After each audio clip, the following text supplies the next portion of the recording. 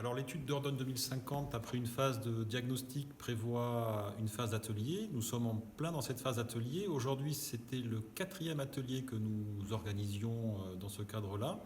Il se tenait à Tulle avec une centaine de participants. Trois ateliers, un atelier sur la gestion des grandes retenues hydroélectriques, un atelier sur l'agriculture et la forêt et un atelier sur le petit cycle de l'eau. Beaucoup de participation, beaucoup de très bonnes idées. Il va falloir maintenant qu'on en fasse un peu notre miel et il devrait sortir des très intéressants projets de ces débats.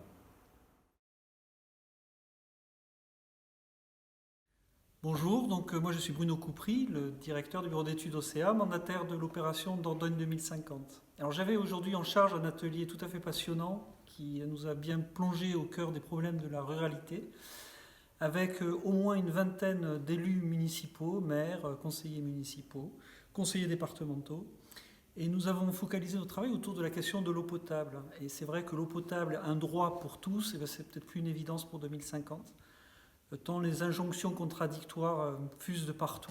Baisse des ressources en eau, problématique de perte en réseau, coût d'entretien de ces réseaux, et tous les débats ont tourné autour justement de cette question-là. Jusqu'où la question du patrimoine, du droit à l'eau doit être posée, et est-ce qu'il ne faudra pas demain reposer de façon un peu plus fondamentale le lien entre l'urbanisme, ces règles d'où n'importe qui peut aller n'importe où, avec cette espèce de complication d'accès à une ressource en eau potable au robinet pour tous et à un prix acceptable.